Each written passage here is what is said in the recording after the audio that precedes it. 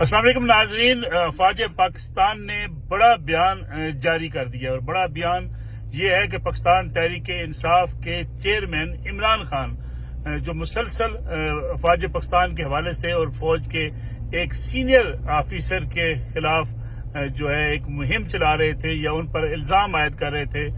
फौज ने वाज़ेह तौर पर कहा है कि ये टोटल बेसलेस है और एक मनफी प्रोपेगेंडा फौज के एक सीनियर ऑफिसर, इंटेलिजेंस ऑफिसर के खिलाफ किया जा रहा है। इसलिए इदारा अब इस बात का हक महफूज रखता है कि इन एलिगेशन के खिलाफ जो है वो कानूनी कार्रवाई,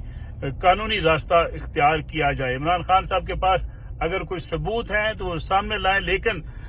फौज पाकिस्तान की जारी करदा प्रेस रिलीज के मुताबिक DGISPR की तरफ से ये बयान जारी किया गया जिसमें ये कहा गया है कि फौज के इदारे के खिलाफ और एक सीनियर फौजी अफसर के खिलाफ जिस तरीके से एक बेसलेस मुहिम चलाई गई, एक सोची समझी मनसूबबंदी के तहत ये एक बयानिया बनाया गया और बगैर किसी सबूत के ये इल्जामात का सिलसिला मुसलसल 1 साल से जारी है और इमरान खान साहब के पास इस हवाले से कोई भी सबूत नहीं है, लेकिन मुसलसल उनकी किरदार कुशी की जा रही है। इस पे फौज का ये सख्त रद्द-ए-अमल पाकिस्तानी सियासत में एक अहम मोड़ है, क्योंकि फौज की तरफ से जिस तरीके से ये कहा जा रहा है कि अगर सबूत हैं तो सामने लाओ, अगर सबूत नहीं है तो फौज के पास अब इस बात का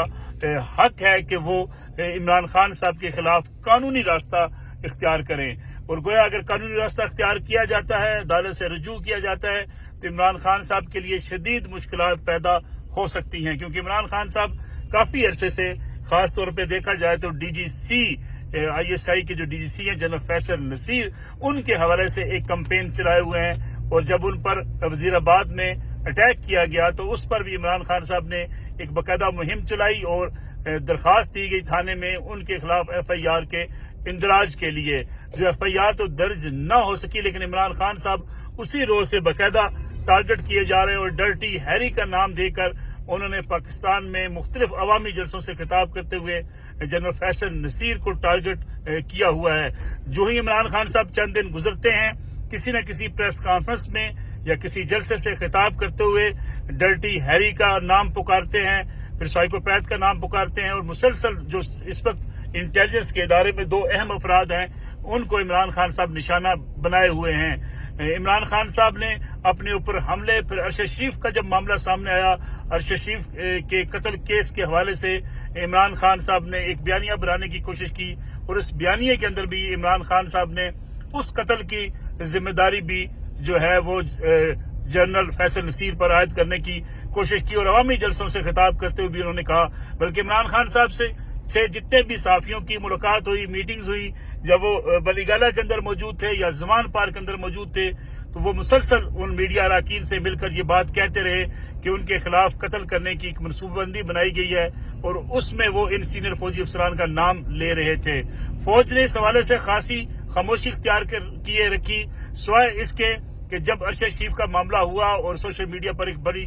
भरपूर कैंपेन चलाई गई और मुल्क से बाहर बैठे हुए अफराद ने जो है उसमें ISI को मुलव्वस करने की कोशिश की, तो उस वक्त पाकिस्तान की तारीख में ये एक अहम वाकया रूनुमा हुआ कि जनरल नदीम अंजम जो कि ISI के सरबराह हैं, उन्होंने DGISPR के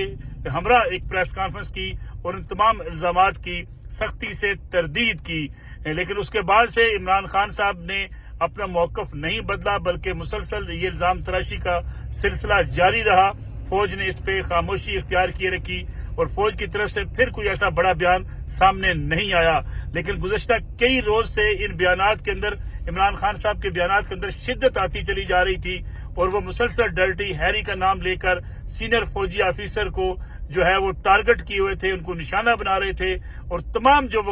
वाकयात हैं, शहबाज गिल साहब की गिरफ्तारी हो, आजम स्वाति की गिरफ्तारी हो या उन पर तशद्दुद की बात की जाए या मुल्क के अंदर जो सोशल मीडिया के कारकुनान जो गिरफ्तार किए गए, पकड़े गए, जिनके बारे में इदारों के पास वाज़ेह सबूत थे कि फौज के खिलाफ वो कैंपेन चलाने में मुलव्वस हैं, उनकी गिरफ्तारी पर भी इमरान खान साहब और पाकिस्तान तहरीक इंसाफ के सीनियर रहनुमाओं ने सारे इल्जामात जो हैं वो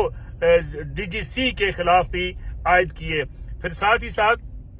पिछले कई रोज से इमरान खान साहब एक तासर दे रहे हैं, अमूमी तौर पे ये तासर देने की कोशिश की जा रही है कि इन अफसरान के खिलाफ कार्रवाई की जाएगी जब वो इक़्तिदार में आएंगे اور یہ باتیں وہ اپنی نجی محفل میں میڈیا اراکین سے بات چیت کرتے ہوئے یا اپنے پارٹی رہنماؤں سے بارہا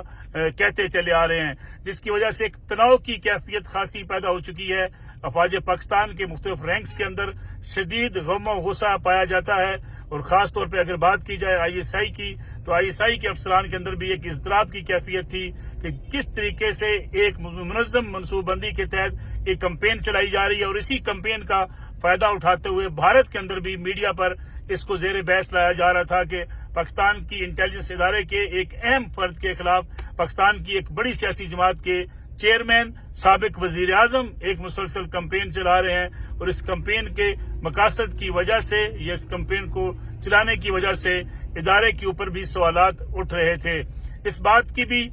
کافی بار بحث کی گئی، ادارے کے اندر بھی اس تشویش کو ڈسکس کیا گیا، اور ساتھ ہی ساتھ یہ بھی کہا گیا کہ کچھ ایسے افراد جو ملک سے باہر بیٹھے ہیں، خاص طور پہ جنرل میجر عدیل راجہ کی جب بات کی جاتی ہے، عادل راجہ کے حوالے سے بھی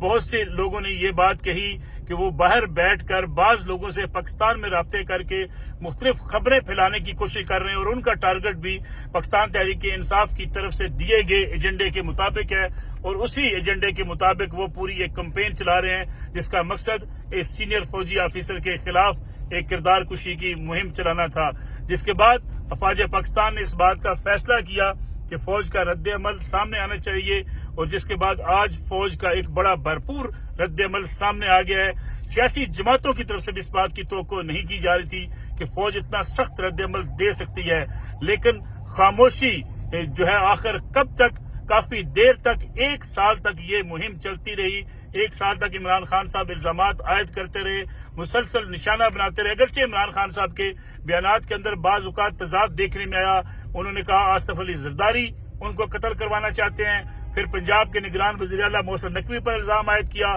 پھر یہ کہا کہ مختلف جو لوگ بیٹھے ہوئے ہیں اداروں کے اندر وہ انہیں قتل کرانا چاہتے ہیں۔ عمران خان صاحب کے یہ بیانات تو بدلتے رہے، لیکن ان تمام بدلتے ہوئے بیانات کے ساتھ ساتھ انہوں نے ایک شخص کو، ایک سینئر فوجی آفیسر کو، فوج کے سرونگ میجر جنرل کو مسلسل نشانہ بنائے رکھا، اور تمام تر الزامات کے ساتھ ساتھ انہیں بھی ان الزامات میں ہمیشہ شامل رکھا۔ کچھ ہی دنوں بعد عمران خان صاحب کا موقع بدلتا ہے، لیکن پھر گھوم کر وہیں آ جاتا ہے جب وہ کسی عوامی جلسے سے خطاب کر رہے ہوتے ہیں یا میڈیا سے جو ہے کانفرنس سے خطاب کر رہے ہوتے ہیں، تو وہ کبھی بھی ہر چیز بھول جاتے ہیں، لیکن ڈرٹی ہیری کا لفظ جو ہے وہ ان کا نام لینے سے نہیں بھولتے، جس پہ خاصی تشویش کا اظہار بارہا کیا گیا۔ عمران خان صاحب کی جماعت میں بھی بعض لوگوں نے انہیں اس بات سے دور رکھنے کی کوشش کی گئی کہ اس طرح سے یہ مہم نہ چلائی جائے، اس کا تحریک انصاف کو نقصان پہنچ سکتا ہے، لیکن اب فوج کا یہ سخت رد عمل پاکستان تحریک انصاف کے لیے